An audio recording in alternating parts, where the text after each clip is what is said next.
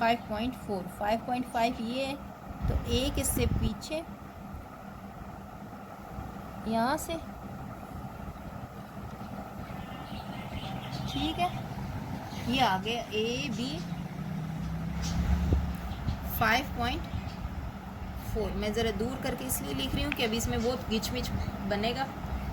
अब ज़रा हम बनाते हैं इसको, मैं ज़रा डॉटेड लाइन से आगे भी कर देती हूँ क्योंकि मुझे 90 का एंगल बनाना है।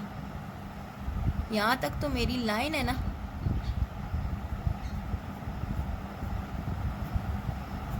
ये डॉटेड मैंने आगे भी बना दी क्योंकि मुझे B पे 90 का एंगल ड्रॉ करना है। अच्छा, अब हमने 90 का एंगल क्यों ड्रॉ करना है? क्योंकि मुझे 45 का एंगल चाहिए, और 45 का एंगल होता है हमेशा कहाँ? 90 और 0 के बीच में। ये देखें, ये मैंने ये ड्रॉ किया। अब मैंने इसको ज़रा ज़्यादा खोल लिया और पहले यहाँ रख के यहाँ किया और फिर 0 पे रख के 180 पे, और 0 के दरमियान में 90 होगा आपके पास, सही। इसको मैंने ज्वाइन कर दिया B के साथ। आपको नज़र आ रहा है? इसको मैंने ज्वाइन किया B के साथ। ये लाइन बेशक इतनी अगर शार्प नहीं लगानी तो ना लगाएं, क्योंकि मुझे ये लाइन की इतनी ज़रूरत नहीं, मुझे इसके मिड एंगल की ज़रूरत है। यहाँ रखा, 0 पे रखा, और ये मेरे पास 45 डिग्री का एंगल आ गया। अब इस 45 डिग्री के एंगल को जो है ना, मैंने प्रोमिनेंट करना है। मेन मेरे पास ये है एंगल, ठीक, ये मेरे पास आ गए। और अब मैंने क्या करना है कि इसको बाइसेक्ट करना है। कितना? 4.6 सॉरी, 4.5 एंड 4.6 यहाँ पर है। 4.6 B पे रख के इस एंगल को मैंने कट करना है 4.6। तो ये मैंने यहाँ रखा और यहाँ इसको कट कर दिया। तो ये जो पॉइंट मुझे मिला है ये है पॉइंट C। ये C मिला, और अब मैंने इसको A के साथ ज्वाइन कर देना है। एक्स्ट्रा वाला मैं काट देती हूँ क्योंकि इस डायग्राम में ऑलरेडी बहुत ज़्यादा खिचड़ी बनी हुई है। ये आ गया मेरे पास। अब ये एक ट्रायंगल आ गई। अब इसके पास तो ये वाली आर्क मौजूद है ना, तो इनके पास भी होनी चाहिए। तो मैं इस आर्क की मेजरमेंट देख लेती हूँ कि ये कितनी थी। ये देख लें, ये देखें, यहाँ तक आ गई थी ना, तो बाकियों को भी मैं ऐसे ही ड्रॉ कर लेती हूँ।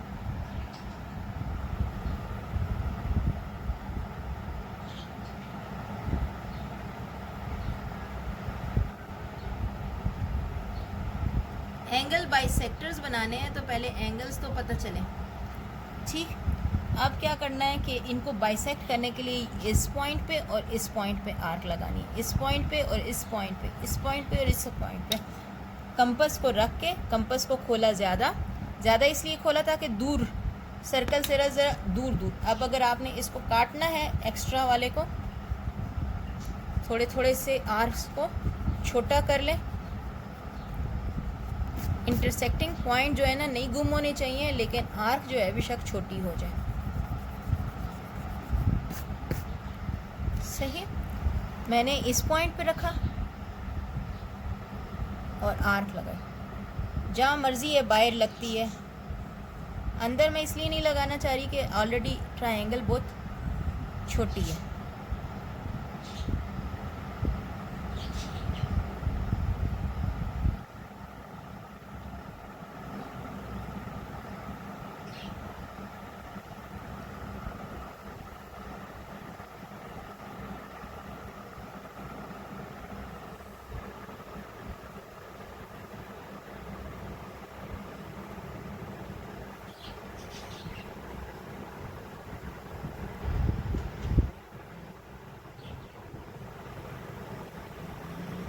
अब ये जो पॉइंट ऑफ इंटरसेक्शन मिले हैं, हमने इनको वर्टिसेस से ज्वाइन करना है। अब ये ज्वाइन होने के बाद ये एक ही पॉइंट से अल्लाह करे क्रॉस हो जाए, वरना तो फिर हमें दोबारा ये ट्रायंगल ड्रॉ करनी पड़ेगी। यानी हमने कहीं ना कहीं बीच में, ये एक हो गई ड्रॉ, ये हमारी दूसरी है,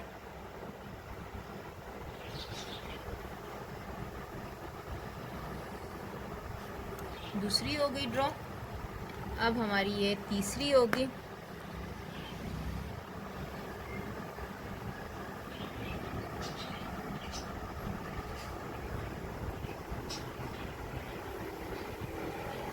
ये थोड़ी सी हिली हिली लग रही है,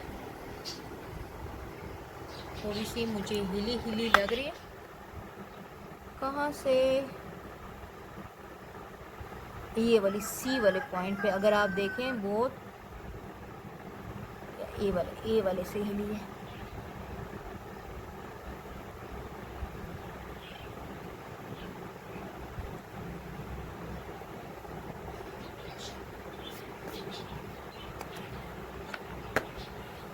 लाइट इसीलिए ड्रॉ करते हैं ताकि इसको रेस करने में आसानी हो जाए, लेकिन बहुत दफ़ा रेस भी करेंगे तो आपकी डायग्राम रॉन्ग हो जाएगी। और डबल लाइन तो बिल्कुल भी नहीं होनी चाहिए। ठीक, अब ज़रा इसको ज्वाइन करते हैं सी के साथ।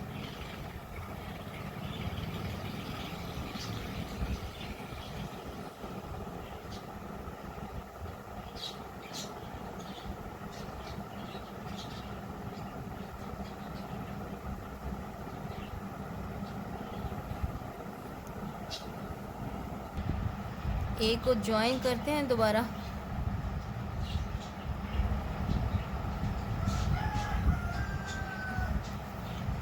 ठीक है, अब जाके ये ज्वाइन हो गया। अगर बीच में से आप लोगों का इंटरसेक्ट प्रॉपरली ना करें तो आप रेस करके दोबारा बना लीजिएगा, ताकि आपको प्रैक्टिस भी हो जाए, क्योंकि ये बार बार बनाने से ही आपको प्रैक्टिस होगी। अब ये देखें, सब ने एक ही पॉइंट पर इंटरसेक्ट किया, हम इसको कह देते हैं ओ पॉइंट कह देते हैं। और इसका यहाँ पे भी देख लें, इसी तरह बनी हुई है। ठीक है, और हमने वेरीफाई भी कर दिया है कि बाइसेक्ट एट सिंगल पॉइंट। ठीक, अब आ जाएं क्वेश्चन नंबर 10 पे। This is the second last question. हमारे पास क्या है? Construct the isosceles triangle with measurement of A B is equal to measurement of A C is equal to 4.5 centimetre and B C is equal to 6 centimetre. यानी दो साइडों की length same होगी, एक साइड अलग होगी। ये वैसे अभी हमने बनाई भी थी। और उसके बाद उन्होंने कहा है mark the mid point D of B C, join A and D, find size of angle A D B. ठीक है जी, सारे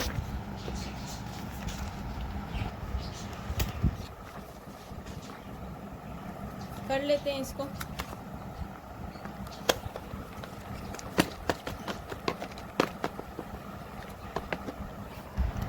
क्वेश्चन नंबर 10। क्वेश्चन नंबर 10 है हमारे पास। क्या कहते हैं? पहले तो हमने एक ट्रायंगल ड्रॉ करनी है। ट्रायंगल में ए बी हमने नीचे ड्रॉ किया। ठीक, कितने सेंटीमीटर? 4.5 सेंटीमीटर हमने ड्रॉ कर दिया। A B 4.5 centimetre. ठीक है, अब हमने क्या किया कि आइसोसेलेस है और इसमें जो हमारे पास बी सी है ये है ए बी, और ए सी कितना है हमारे पास? वो भी 4.5 है। और बी सी कितना है हमारे पास? 6 सेंटीमीटर। ठीक है, हम इसको मेजर करते हैं। 4.5 है तो ए सी भी हमने 4.5 सेंटीमीटर ही लेनी है। ये देख लें, 4.5 सेंटीमीटर है तो ए सी भी हमने 4.5 लेनी है, और बी सी जो है ना हमने 6 लेनी है।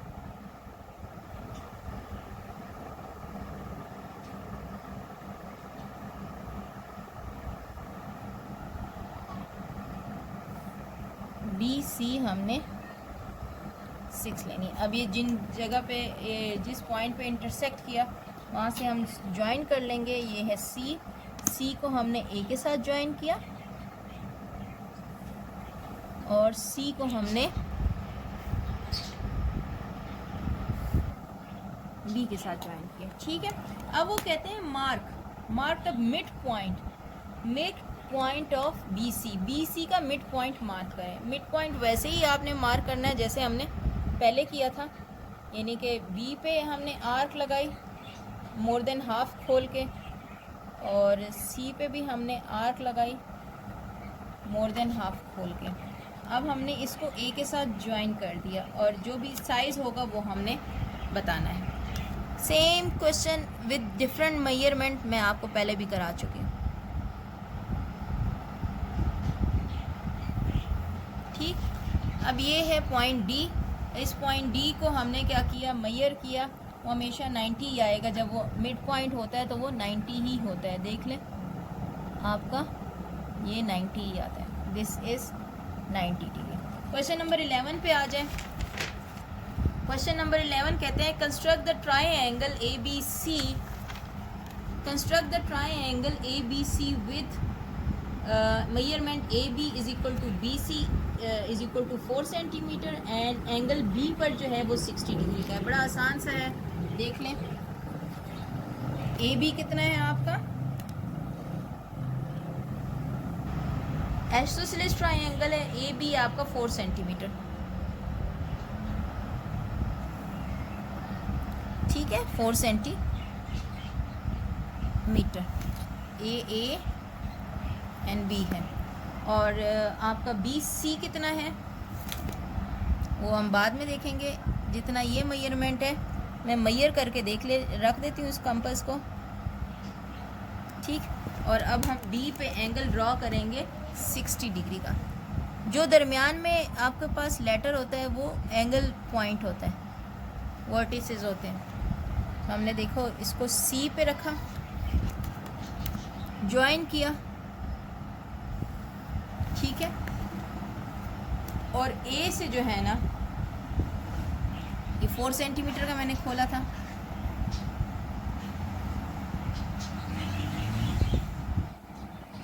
सेंटीमीटर का यहाँ पर इसको कट कर दिया। जहाँ कट किया वो पॉइंट है हमारे पास सी,